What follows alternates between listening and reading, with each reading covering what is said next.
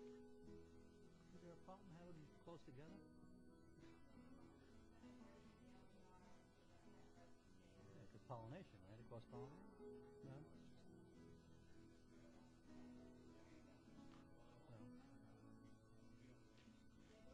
Yeah.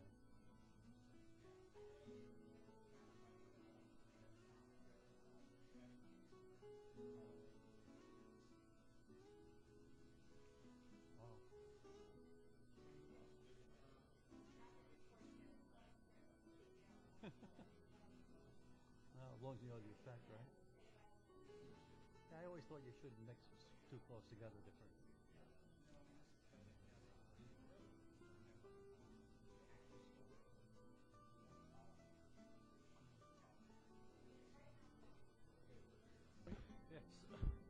It's 7 o'clock now. We can begin our meeting. First item of business is Pledge of Allegiance. Pledge allegiance to the flag of the United States of America, to the republic for which it stands, one nation, under God, indivisible, with liberty and justice for all. Good evening. This is the Planning and Zoning Commission meeting. We've got the first item tonight, though, is to say goodbye to one of our members. Gerald Week has been elected to Indian River Shores City Council, and he cannot serve on both boards or council, so we'll be looking for Joe for another person to replace Jerry. We appreciate what you've done, and thank you very much for all the time and effort you put in here. We'll miss you. It's been a pleasure and a privilege to serve. It was quite informative and educational. Staff can't say enough for them, and even the commission up here. It's really it's really a budget saving because the wages are now cut for another 2 or 3 weeks, right? That's right. Next item is approval of minutes of the January 22nd meeting. Any additions, deletions? If not, I need a motion to approve. So moved. A motion from Donna to approve. A second from somebody. Pilar. Oh, Jen, speak up, Jen. Okay. All those in favor say aye. Aye. Opposed, like sign. It passes unanimously. We have 2 items that are not on consent tonight. Both are quasi-judicial. And so if you all, anyone who would like to speak, if you would stand and be sworn in at this time, we would appreciate it. It'll move us along a little quicker. Do you swear or affirm to tell the truth, the whole truth, and nothing but the truth? I do. Thank you. First item is KGP LLC. It's a request for approval of a non-concurrent parking study to accommodate a commercial use. Is this John? I'll handle Oh, this. you're going to handle that, Stan. Sorry. There you are. Thanks. I'll read ahead. I know the Planning and Zoning Commission has seen some of these parking studies before. There's an option in our parking code to come before the Planning and Zoning Commission after going through traffic engineering and community development to study particular traffic or parking situations. This is one where there's a mix of commercial uses, mostly restaurant and retail, and rather than use the standalone parking rates for each use, in some cases, shopping centers and plazas, for instance, we find that there are different peaking characteristics for parking for each use, and that spaces essentially can be shared over time. I'd like to go through this particular request that's before you all tonight. This is for the Mall Center Plaza. There's a prospective tenant known as Crazy Frogs, an indoor amusement commercial use, and this parking study will allow them to get site plan approval for that particular use. The subject site here is located on the west side of US 1, just north of the Vero Mall, and this this Mall Center Plaza was developed by the same developer who redeveloped Vero Mall, and y'all, in fact, I'll back off of this for a second. You all notice there are 3 interconnections between this plaza and Vero Mall, so it's well integrated. In some respects, it actually seems like more of an addition to the Vero Mall, but we did get it site plan approved separately. And there are several tenants and buildings on the site. There's the Crispers restaurant up by US 1, Then there is a building in the middle of the site that has a small restaurant space, Five Guys restaurant, and then several commercial uses in that center building. And then the west building, which is where there's a proposal to go from kind of storage or contractors' trades use to an indoor amusement commercial use. And that's the basis for this parking study, or really I should say the impetus for the parking study, to show that there's enough parking for that change of use to go to more of a retail commercial type of use. But those are the three buildings and the types of uses that are out there now. The zoning of the site is general commercial, the entire site. Back when the mall center was site planned and approved, it was actually split zoned. And the first two buildings toward the east were zoned in an area zoned CG, and so they were site planned for those uses. But the building in the back was approved for a use that was allowed in the IG, the industrial zoning district, and that was set up as far as the parking rate and so forth for the site plan was set up for a less intense use in terms of parking. But in the last year or so, this site was rezoned to CG, and now they're looking to put in a retail commercial use. The current parking conditions on the mall center site, there's 195 spaces, and if you were to look at a build out of restaurant and retail uses using kind of the standalone rate for all those uses, the total number of spaces required would be 217, leaving a deficiency of 22 parking spaces. The parking study was conducted by the applicant and reviewed by traffic engineering and the planning department. It's before you all for approval this evening. They use the standard study that's in the code to collect data over a 3-day period for the occupied building area. And I'll just go back to the picture here for a moment. When they conducted the parking study, the Crispers use was fully occupied in that building. There were uses mostly occupied in this building, and just one portion of this building had an occupied use. So they were doing the parking study and making observations on about 18,000 square feet of occupied area. And the peak demand time that they observed was 80 spaces, basically during lunchtime, 12:15 p.m.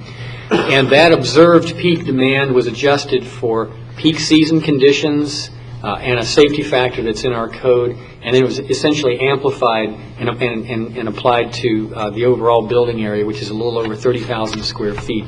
Just kind of a summary of the math involved. Taking those 80 spaces, there was a peak season factor to get it to the absolute peak season, which is essentially the time that we're in right now, and that was a 4% addition. There was also an additional 15% safety factor that's built into our code, just to make sure that there are perhaps if there's some aberration in the data or the observations, that gives a little more safety of having more spaces. And again, that was that peak rate for the occupied space came out to 96 peak season demand spaces. When you divide that into the amount of occupied building area at the time of observation, 18,492 square feet, came out with a rate of 1 space for every 192 square feet. And if you apply that ratio to the 30,752 square feet, all the space occupied with all the buildings, all 3 buildings occupied with retail and the restaurant uses, that results in 161 spaces. And again, there's 195 spaces existing. So based on the study, there should actually be a surplus of spaces on the site with a full mixture of retail and restaurant uses.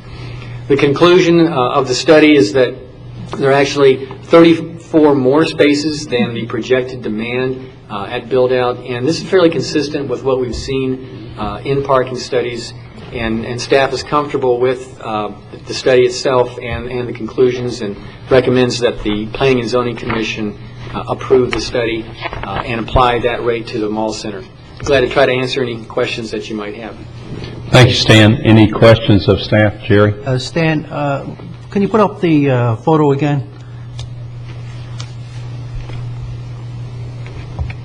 Yeah, this in the upper left-hand corner, that stub out there. Yes, this one? Could that be converted into parking spaces? Because that's not going anywhere. That's going up against another building. Well, we have dreams that sometime this will actually connect to 10th Avenue as it stubs out at the north end of the concrete plant there, so that you could actually, 10th Avenue goes all the way up past, the Kmart building and up into the city. And so We actually hope that there's kind of a back way to the mall in this area to kind of create almost a private street, in essence, Yeah, that connects through. So we would not be looking for this to be converted to parking, but to actually be temporarily? access in the future to the I mean, park. temporarily, I mean, there's a building blocking its way. I would Yeah, think it's that no- building's going to stay there for a That- while. Yes, no time soon. I think if somebody needs it, they'll park there anyway. Yeah, I mean, it could be parking, Right, but I would point out that besides the results of the study and the 34 surplus spaces,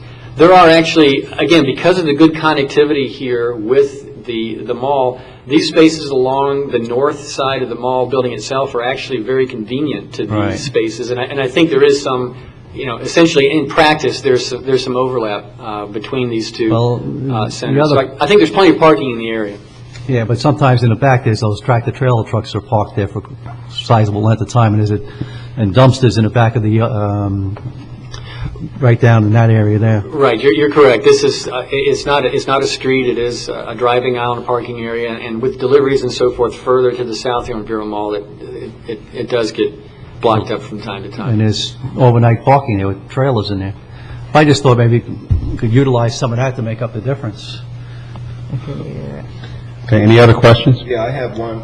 Stan, it really doesn't, I don't know that it makes that much difference, but where your bottom yellow line is, on the south side of that median, those are all compact, and then as you come to the west of that whole site, in that whole area, you have 50 regular parking spaces and 80 compact parking spaces, and it just seems, I mean, is that overkill, or?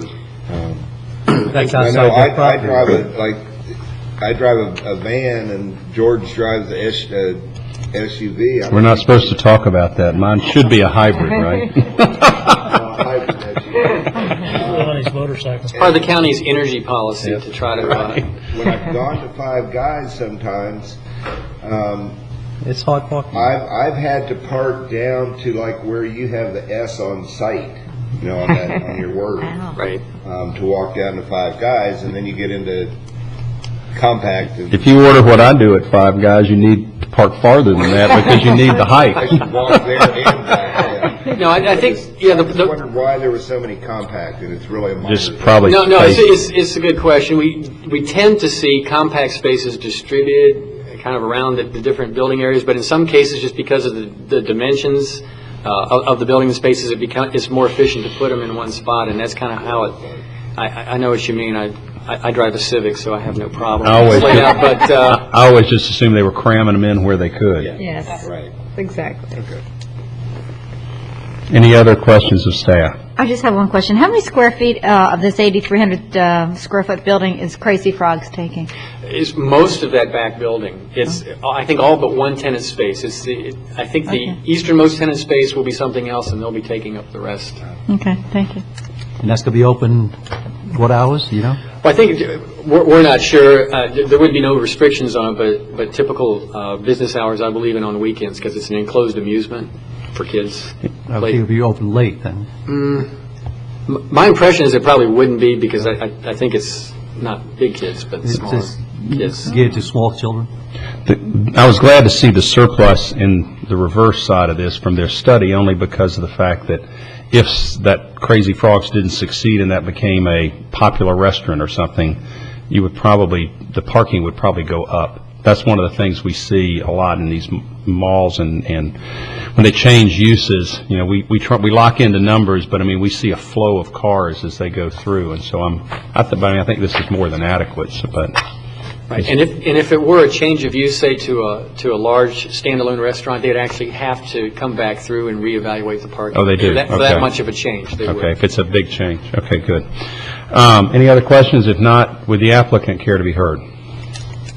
Okay, applicant is quiet, always a good sign. I make a motion to approve with staff's recommendations. I'll second it. Jerry seconds it.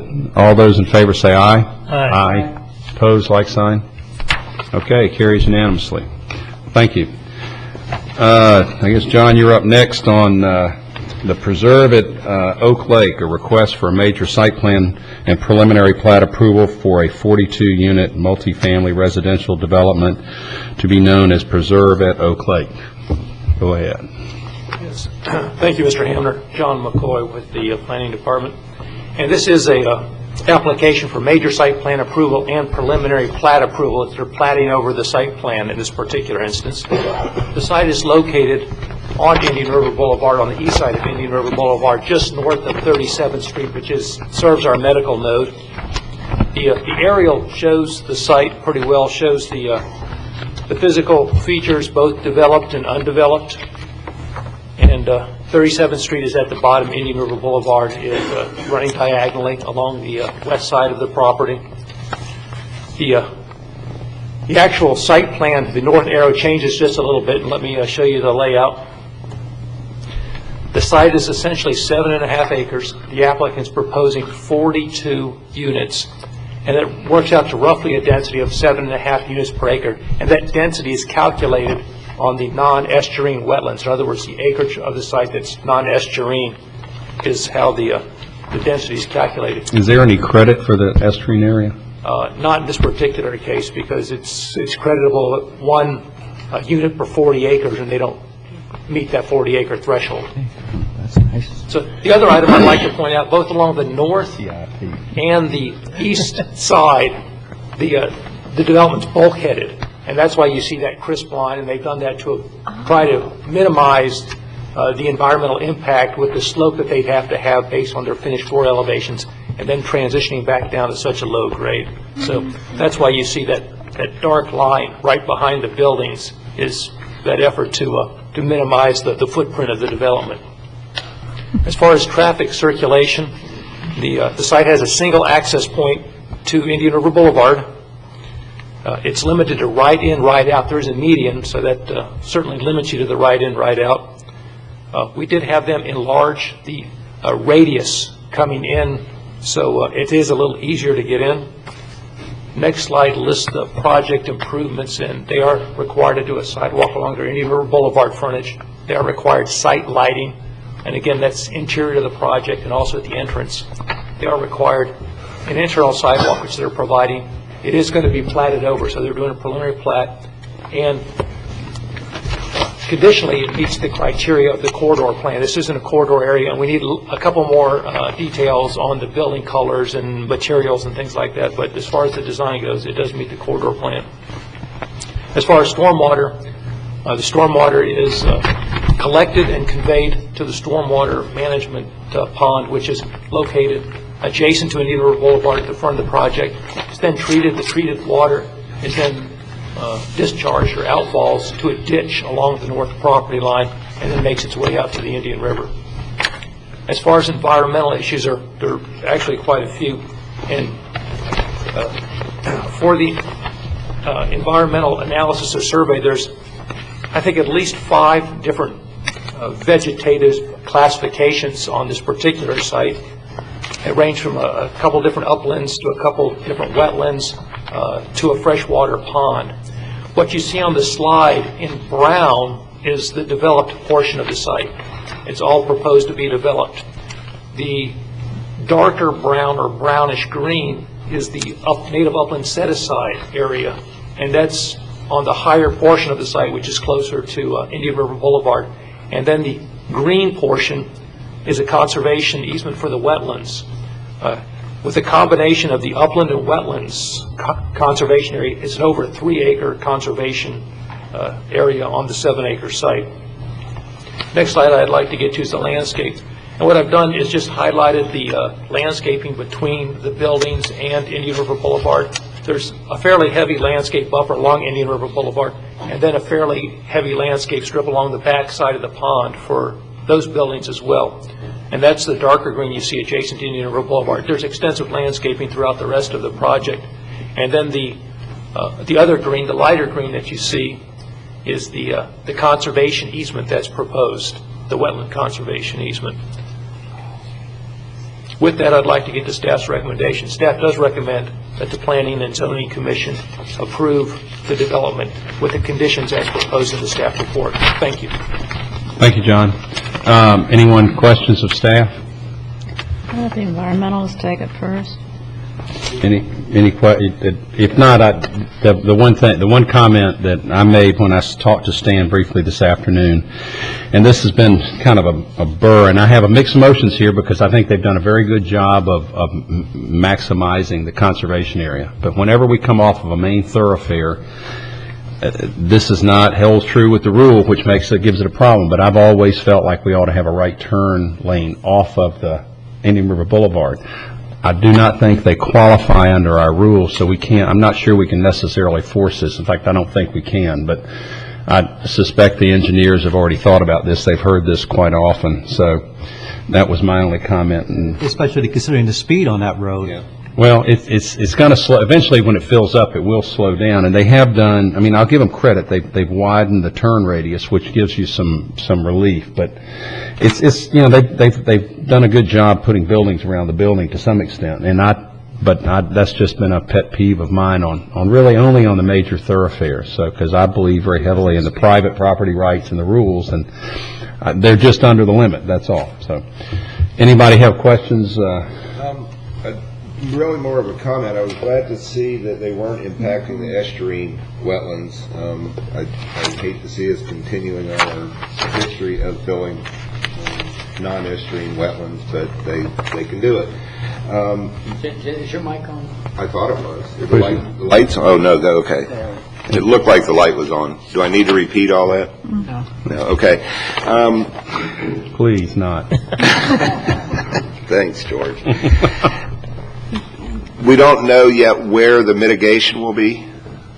That's from reading the back up here. The mitigation is proposed to be in the mitigation bank that is just north of here. I believe it's the CGW is what's proposed, is what I've understood. But again, that's still not a certainty. But it would be off-site, and it would be potentially very close by. Okay, well, and I'm sure staff brings this up when feasible, but if there's mitigation on some of the county's conservation lands, especially some that are relatively close to there, we do need help on that, so that would be my recommendation to use that. Thanks. Anybody else? Yeah, following on the wetland issues, I just had a question about who it is that will hold the easement. The county holds the upland easement, and St. John's typically holds Okay. the easement for the wetlands. Okay. And we get those at different stages in the process. We usually get our wetland at the end, or our easement at the end, all the uplands. And St. John's, my understanding is, usually gets their easement in advance. Thank you. One other thing is just a kudos, I guess, to the designers. Is I enjoy seeing a use of more than 50% natives on site. I think that's a real plus, and if we can keep pushing that up, it's a good thing. Okay. Yeah. Does this meet all our setback requirements? It's only a 10-foot setback on the back there up against that ditch. That's kind of close, isn't it? Correct. That would be the north side, and that would be considered a side yard, and yes, it would in that particular instance. The way we've laid the side out is this would be considered a front, this, No, it's not on. We're not seeing it. oh, excuse me, The north side is north, kind of northwest is front, or to the north is Wouldn't you the consider front? each I mean, is the individual building? South is front, north is back, is the rear This or is side? considered a side, this was considered the rear. Oh, okay. This was considered the front. We look at the overall site. Yeah. So it's And on you don't a, look at the individual buildings? not on a They have to multifamily site. position them On according, okay. a single-family lot, we would. And what is the front setback with the parking in front of a garage? Is that more than 20 feet, or? Yeah, traffic engineering likes to see the 20 feet so you don't get an overhang into the street. It is at least that. And they've looked at that, and they're comfortable with the way the dimensions shake out. And I don't remember the exact dimension, but yes. We can ask Now, the is there an engineer. aesthetic aspect to the routes, the Indian River Boulevard corridor, on the aesthetics of the buildings? Yes, there is. There is Because this looks like you're going to see all garage doors here, two-car garage door at each house. Actually, I think with the landscape plan, you won't see much of it at all because there's a 6-foot opaque feature. No, I mean, once you're inside, Once you're inside, you will see nothing but garages. the garage doors. How far off the road does the corridor plan affect? Because, I mean, there's a certain distance. Does it affect the whole project, or is it 50, 100, 200? This affects the It front of it. affects the whole project, but the primary gist of the corridor plan is the appearance from the public realm. Right. Not the appearance from the private realm once you're inside the project. Okay. Okay. Donna? On the traffic report, it shows that the only trips on the traffic report are 20 trips northbound on Indian River Boulevard. And we all know that they're going to have to do U-turns and come south. Now, we don't have very much traffic, and we have, you want to say something about that? Let me, you remember a few years ago, we changed the way traffic is represented to us. It used to be we needed to see all of the traffic shown, distributed among the links down to 5% of project trips, but now they only have to show down to 15 trips for a four-lane road. So what they're doing here is, if you look in the PM peak hour, they have 67% of their trips going north. Would they have 35 then, 20 plus 15? Or is it just deal on a percentage? We're looking at the number of peak hour trips per segment of roadway. Okay. And what they've got is they've got 20 going north, and I think what they're saying is it disperses after that. Some will make U-turns and come down, some will go left westbound on 41st Street, some will consider north. So you're real soon under that 15. Oh, and that's, if we were close on our traffic numbers, that would be a problem. That we can't count that. Right, and that's one of the things when we went to the 8 and 15 trips, essentially if a project has 14 trips on a 4-lane road, that project's transparent to us. That's a shame. I think that was your idea, wasn't it? No. This is the new hassle-free Keating. Okay, I have one Okay. other question, and only because I'm not a horticulturist, so Jens and Dr. Cox, you might be able to answer these questions for me. I noticed on the plant list, there's 121 red maples, and they have very low drought tolerance. So, and there's 57 magnolias which also have a low drought tolerance, and I think they're going to be associated with berms possibly too. Is that acceptable to you, or is that something you'd like to see replaced, or? Both of them actually thrive very well in a landscape setting. I think the ones on the berm can be a problem because they're going to require more water. I think the ones that are out in the general area probably won't have any problem. Especially the magnolias, you may see a little with the red maples, but I wouldn't think a lot. On the berms, you will. David, anything? One other question. Would if there's a problem, would there be an equivalent replacement necessary? I mean, if they lost half the red maples, they'd have to come up with something that we would approve. I mean, they've got to maintain their If I could, compatibility. I think the maples are not shown and won't be on the top of the berm. They're kind of between the toe of the berm and the pond, the lake area. So I think that That'll help. Right. You know, we wouldn't want to. You wouldn't want to see that at the top of the berm, that type of species. No. But that's not what. They're there because they got wet feet in places. Right. And also to answer Mr. Handler's question, yes, if there was a die-off, They'd have to do something to replace it. that's correct. Right. Okay, and I'd like to have a discussion about the right turn lane, the deceleration lane. Sure would be nice. Can you tell me how the conversation with the applicant went on this and what our options are, if they're willing to help us with this? I know traffic engineering raised the issue, and they had conversations directly with traffic engineering. It was brought up at TRC, and there were more in-depth discussions outside of TRC, I think, between the applicant and the traffic engineering division.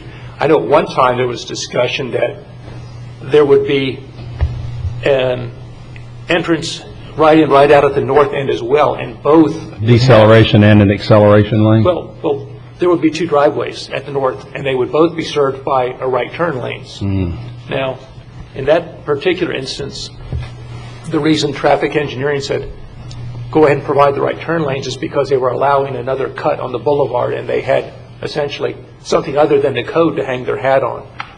And in this particular instance, the applicant worked with traffic engineering, the fire department, and the planning department to come up with a single access point that's. So, Can you bring that up, John? Yeah. so they are under code numbers. Correct, and the single access point is certainly what also the code encourages on a Right. thoroughfare planned roadway. I realize they're within code numbers for this. That still does not negate the fact that I'd really like to see a right turn lane. Of course, I don't always get what I want, but I would like to know how much of a problem it would be to put that in, what the expense would be, what the engineering would be. Is it something that's possible? Is it something that's easy? Yeah, the applicant's best to answer those questions. I don't know if they've done any preliminary We'll call the layouts applicant or up in a second. cost See any if of there's those anything improvements else. out, but they'd be best to answer that. Thank you. We'll call the applicant up in a second. Any other questions of staff? So when the applicant comes up, I mean, they can address anything else? Okay. Would the applicant care to be heard? Probably a good idea. Scott, you or Allison? Well, you want to throw Allison in the fire, or are you going to take the heat? Good evening, Scott McGuire with Knight McGuire and Associates. I don't really have a presentation tonight, other than I hear your questions and. How close are we on the numbers on the turn lane, mathematically? Well, I mean, I don't think we tried to calculate it. And in fairness to you, the reason that I think Donna's saying this and I'm saying it is that, and you've heard this, and I mean, how many times have you heard this? A lot. It's on these major thoroughfares, the idea is to get a car off the road to make the turn, even if it's a two-turn. I mean, we just feel like to let the flow of traffic go on through. I'm usually in a hurry, so I mean, that's part of the problem. In this case, we have 20 right turn peak hour movements there. The ordinance is 40, so we're only at half. You're only of what it halfway. would be required. It's not like we've got 39 versus 40. From a practical standpoint, how much expense are we talking about? Out there on that road with the speed and the length, it's probably well over 100. Is it really? Yeah, well over $100,000 with. Well, isn't there talk of making that a 6-lane highway at one point? I mean, there was some talk about expansion, but I'm not sure, we can only go so far into the future here tonight, I mean, we have to stay within close to some rule. It just seems like to me that with that being a continuous green signal to the north, and then right there you've got this turn to the right, you're going to be at, I think the ambulance squad's going to be there quite a bit, or the police department. It's pretty far down the road, though. It's not really right there. After you pass that last, the traffic separator in the center lane there, you've got about another, I don't know, it's 400 or 500 feet at least. This hit me almost to the last building when you look to the left. So it's kind of on down the road. It hit me today. Only reason, part of the sensitivities, it hit me today. I pulled up, I did a U-turn and came back to look at the property, et cetera. And I had to accelerate into that lane and then stop to get off the road. And it's just, I'm not sure, we can require it tonight. You go to the commission, you appeal it. I mean, I think, George will tell us that, we can't do it. We'd like to shoot you, hang you, fillet you. Mm-hmm. We'd like you to put a turn lane in. I mean, I think that it's, from a standpoint, our common sense says prudence would deem that. I don't see how we can force you to do it, but I just think that it's something you ought to rethink for the people that live in here. And I don't know how serious Gregory is about developing it or flipping it or whatever, but down the road, I think you will be glad you did it. I don't know how much investment it's going to take, if it's 50 or 100 or whatever, but there's plenty of room out there now, and it doesn't seem that hard to me, so that's my 2 cents worth. I'll leave you lay for a while. Economics always dictates what we can and cannot do to an extent, and in this project we've got so much landscaping and tree mitigation, it's stretched us possibly even beyond the point of no return already. So another $100,000 or $200,000 worth of turn lanes just is. Until I talk, Scott, I just have a hard time believing a turn lane in that location is that expensive, but under the current conditions. But that's a pill I have a hard time swallowing. But you're right. I mean, we play by rules, and you are well within your rule, and this I won't argue with that. But you've heard the lecture, if nothing else. So. Okay. Any further questions? Yeah. You want to do a talk right about turn lane? We'd prefer not to. Oh, God. What about, does anybody have any other landscaping or questions on, anything to ask him about besides that? If we get a freeze and the I forget what the Christmas palms are adenitas, then do we give them options of stuff that'll be more cold hardy?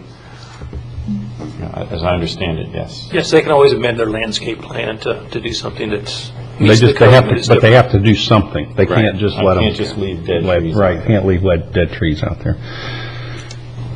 Okay, turn left when you leave the podium instead of right, will you? Thank you. Do a U-turn. Okay, any other questions, staff and/or, I guess we're done? Okay, we need a motion, and, unless I need our attorney to outline to us what we can or can't do. I saw you shaking your head I think you know down what the answer to that is. You have a code restrictions, you have a study, unless you're calling into question their study, they seem to have a lot of leeway. There's not very much discretion. Thank you. Move approval of staff recommendation. Got a motion, need a second? Second. It's about a second. All those in favor say aye. Aye. Aye. Opposed? Okay, passes unanimously. Begrudgingly. Yes. Begrudgingly. With reservation. It's only because you brought Allison with you tonight, and she speaks my language. With reservation. Thank you. Do you have a pension that put the vote too? She heard me on the way in. All right, next item is Commissioner Matters. Anybody up? Yes, I have a commissioner's matter now. Oh, Donna, it's getting late. Can we discuss changing the LDR, altering the LDR to accommodate the necessity of a right turn lane on this type of road? That's good. You knew it was coming. Changing the LDRs again? Yeah. On turn lanes? I just think, you tell me, Bob, you all are the planners.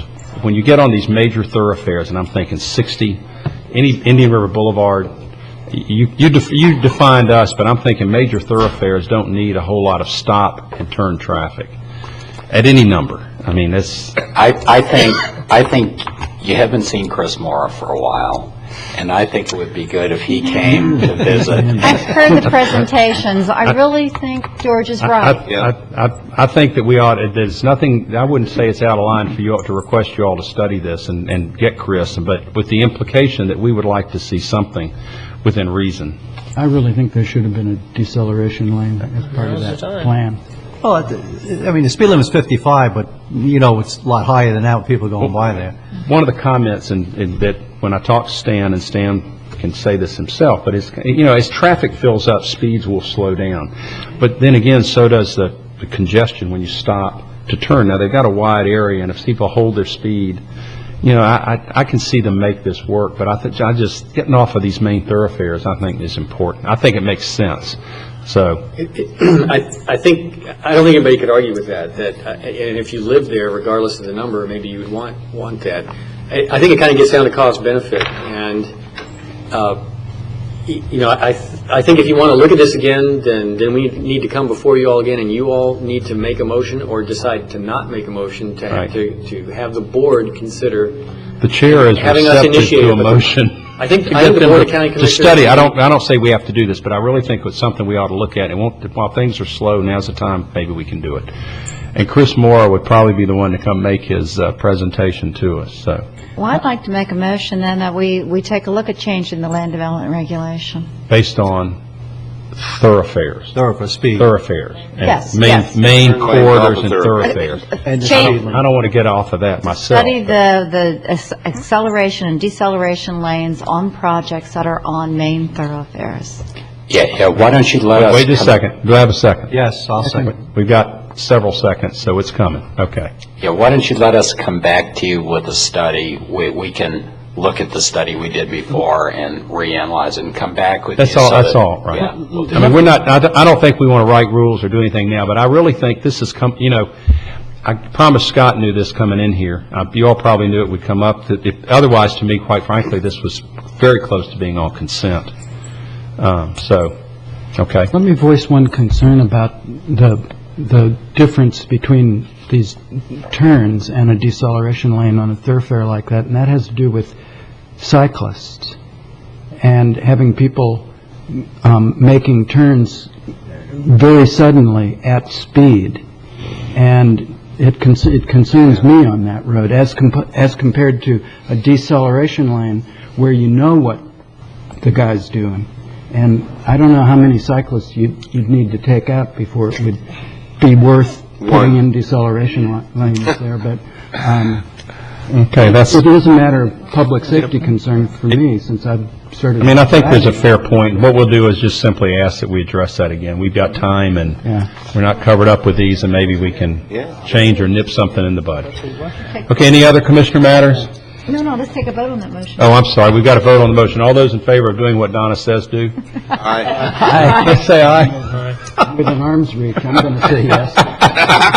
As we slide away, we're going to get hit. Guys are bad. Anybody opposed? Okay, great, thank you. Any other commissioner matters? Goodbye, Jerry.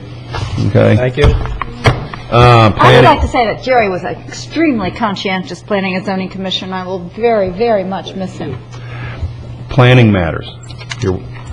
Thank you for the statement. Just a few things to update you all since your last meeting. At their February 10th meeting, the Board of County Commissioners directed staff to look at changing sign regulations possibly in the corridor plans to allow certain types of changeable copy or electronic message signs, more the static, not the animated type. And I think that was looked at as something that maybe would be better than if people had temporary signs on and off and that sort of thing. So we will be coming before the Professional Services Advisory Committee in March, and maybe you all in April with that LDR. Is this in general or in the corridor areas? Right. In the corridor areas, changeable copy signs are not allowed except for theaters and churches and places of assembly where you normally have event changes. And it's also allowed for gas station prices, but not allowed otherwise for other types of uses. And we have special corridors in a lot of places in the county now. And so this is something that the board has directed staff to initiate change to. So that will be coming to you all perhaps in April. The other things, at their meeting of February 17th, the board adopted several ordinances approving 3 projects, but one of the ordinances they adopted was emergency ordinance looking at the credit situation and how one of the provisions that was adopted, just to let you all know, that site plan approvals were changed. Currently, under the previous rules, they were good for 12 months and then could be extended for another 12 months. That has been extended now to 24 months for their initial approval and then a 12-month extension after that. So it gives project approvals a longer period of time. And 2 years is probably not unreasonable given how long a lot of the other permits, the jurisdictional permits, take for projects. So just want to make you all aware of that. And 3 projects the board approved that you all recommended, the Hattie Roberts Daycare in the Highlands, the Quail Ridge PD, and the Falcon Trace PD. They approved all 3 of those projects as you all recommended. And that's all that I had. Okay, thank you. George, any attorney's matters? Yes, Mr. Chairman. Before the meeting, I handed out to each member of the board of this commission resolution number 2009-004, which was recently signed this late afternoon by Chairman Davis. This basically gives the Planning and Zoning Commission, along with the Board of County Commissioners, authority now to have ex parte communications on quasi-judicial matters. If you look at the back of it, there's an attachment. That's a form. If you do choose to take advantage of this resolution, you'll have to fill out a form. You can have both verbal and written communication, but you have to make sure that you fill out the form and submit it to, in the resolution it says submit to the community, it says submit it to the county administrator, but since I think all our action is with community development, I would submit it to Bob Keating. And if you guys have any questions about... I'm sorry, I misunderstood you at the beginning. This allows communication, but with a form saying I've had the communication. It has to be written? No, it can be either written or verbal. But we have to declare that we've had it prior to? Exactly. Okay. And it does, now this gives you the... we get a hand slap later if we forget? Or yes. Okay. And that's actually a problem. I mean, you know, this is a great response. This is great advantage, I guess. Maybe you could think of it that way, maybe not. But it's a lot of responsibility, so you have to make sure you follow the rules. You're certainly welcome not to utilize this. You can certainly keep going with the philosophy that if it's a quasi-judicial matter, you want to avoid contacts with outside parties on the issue. That's certainly within your rights. It seems like to me that the verbal parts, I mean, you could, that's really a dicey situation. Well, he said, but no, I really said, I mean. Well, in the past, Jens, in the past, the only kind of discussion we could have with anybody other than staff is on legislative matters. Right. I mean, and believe me, someone who's got your history here, you're going to have, people are going to come up and want to talk, and you just have to say, I'm sorry, I can't do it. This at least allows you to have the conversation. You just got to declare to us that you had a conversation. I don't think you have to say one way or the other. You just have to pre-note. I mean, I haven't seen this form, so I'm not sure how much detail. It's a very basic form. You just here it is. Third page. Read ahead. Where are the cliff notes? It's a very simple form. It doesn't take too much stuff. You just identify who you are, the date you had the conversation, what type of communication, with who, whether this person was in support, against, or just informational only, and then identify what type of application. Okay. And again, this certainly, if you don't want to, there's a benefit of not opening yourself up to these type of communications, and so. And I think, Mr. Chairman, it's up to you, but I think Charlie Wilson would like to speak on the matter. It's up to you if you want to open it. How long, Charlie? Come on up. If you got thoughts, go ahead. We're not going to slam the door on anybody yet. Charlie Wilson, 1057 6th Avenue. The only thing I wanted to say is I proposed this a couple of years ago. We've been working over literally a couple of years with the commissioners about whether this is a good idea or not. And what we determined is that it's good to have transparency, but it's also good to have accuracy. And the best thing to do is to have accuracy and transparency at the same time. So the form should not be terribly difficult. I do this in other counties. You can actually declare the actual thing is you have it doesn't to look hard. It doesn't look like it's not. I don't think it's a problem. But also I wanted to point out that a lot of this came up. A good example was tonight, and another good example was when we did the schools, where we don't want to be faced with a position of having to take decline a good project because it needs one or two things. This allows what the commissioners wanted to do, and what it allows you to do is to get involved much earlier in a conversation, so that as soon as the plans are available, they can come to you and you can look at them and say, I like this plan, but I really want a right turn lane.